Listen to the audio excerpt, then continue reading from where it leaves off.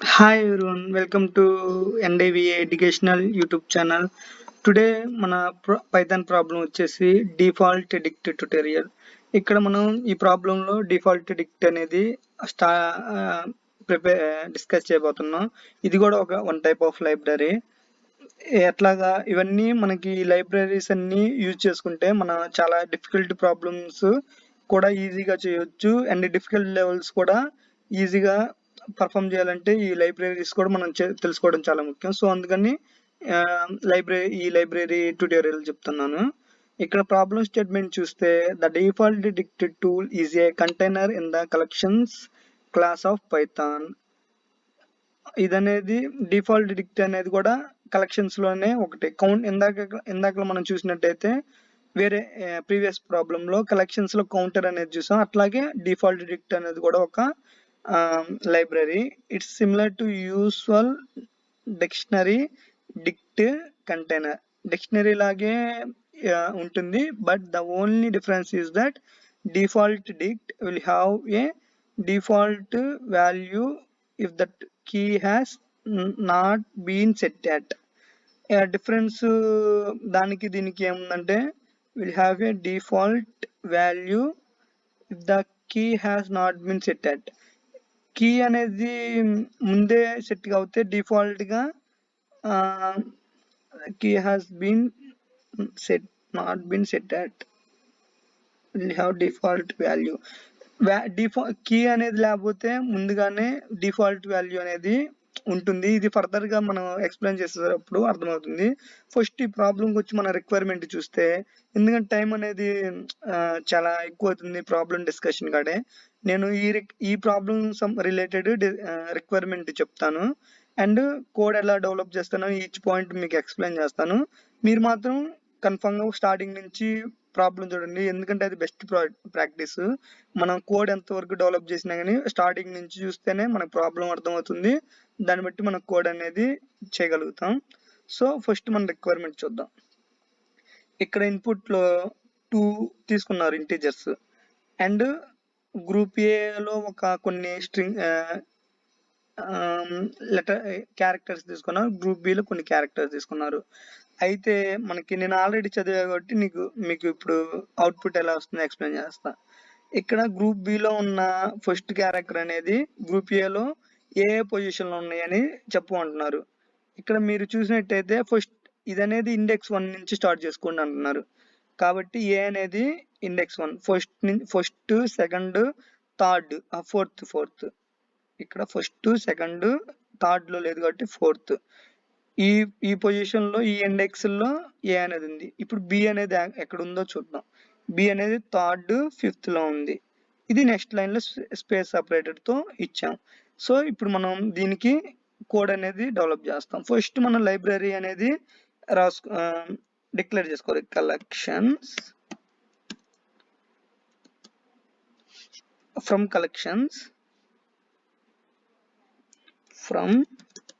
collections import default dict.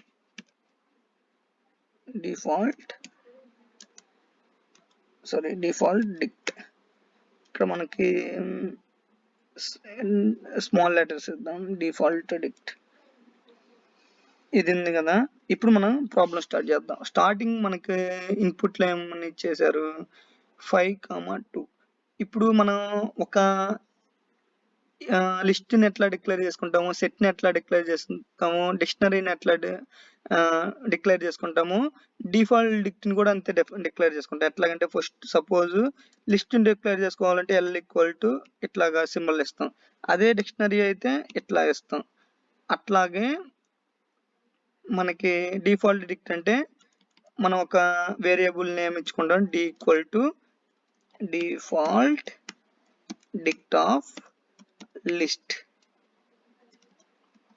ఇట్లాగా మనం declare చేసుకుంటాం. ఇక్కడ మన డిఫాల్ట్ డిక్ట్ ఏంటంటే డి. నెక్స్ట్ ఇప్పుడు మనం ఇన్పుట్ రీడ్ చేద్దాం. ఫస్ట్ ఇది ఉంది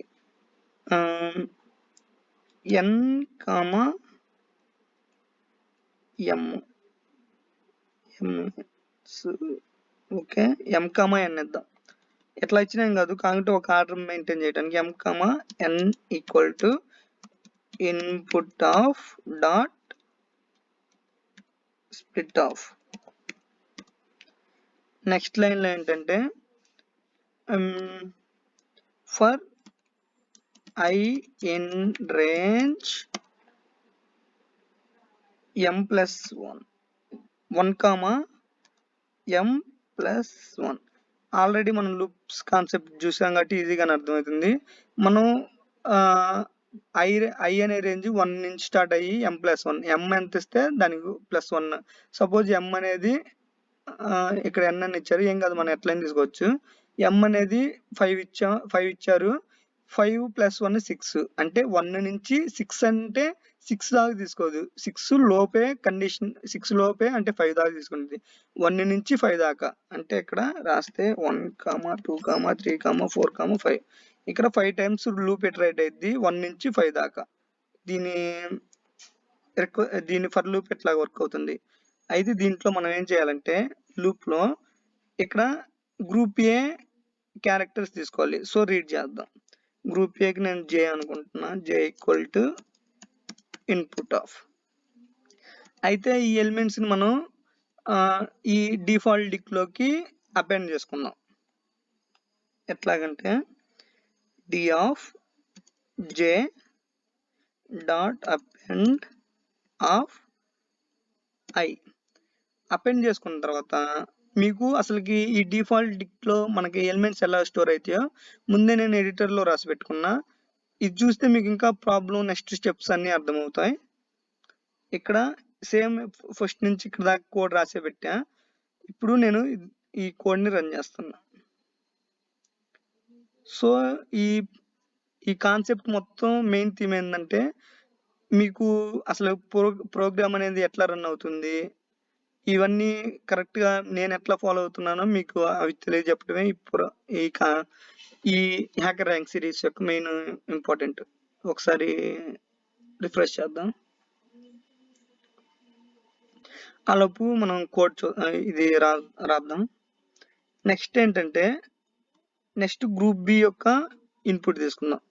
for I in range of ఇన్నాళ్ళు m కాబట్టి సారీ n.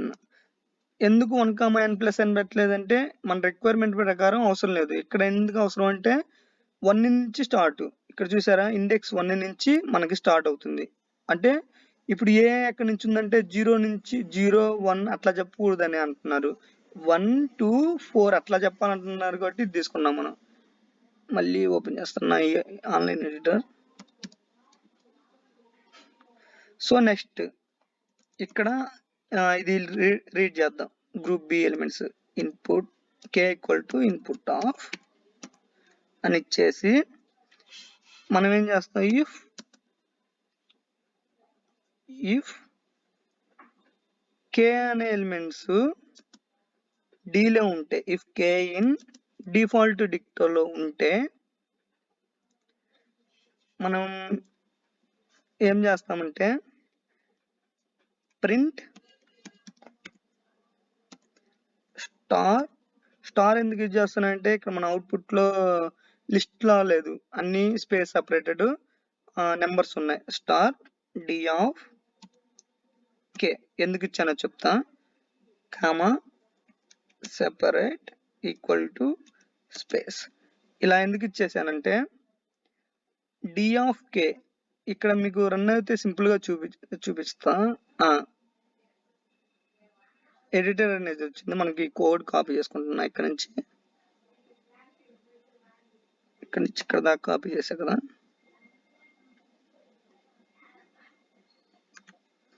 సో ఇక్కడ డిఫాల్ట్ డిక్ట్ ప్రింట్ డి అనేది మనకి అసలు ఎట్లా ఉండిద్దో చూపిస్తా. ఫస్ట్ m, n ఉంటారు. m ఎంత మనకి తెలుసు 5, n అంటే 2 అండ్ సారీ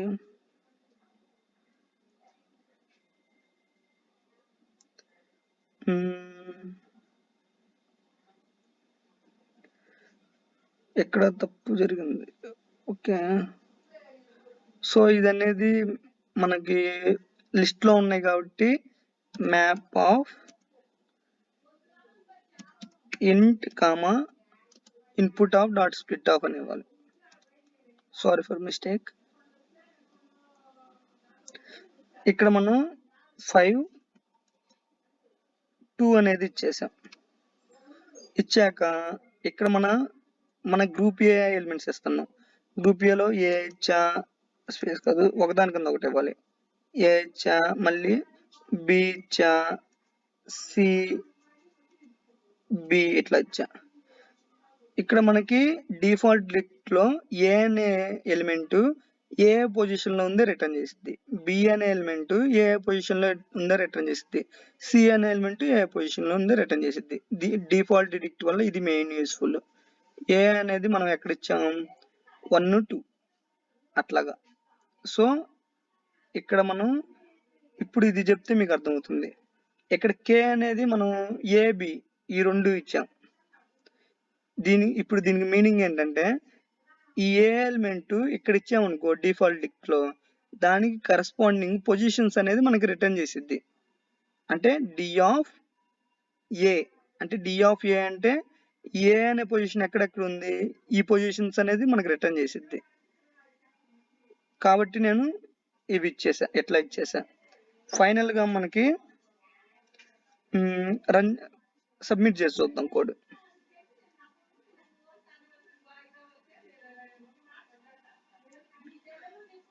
ఏదో ఎర్రర్ ఉంది, రన్ చేసి చూద్దాం.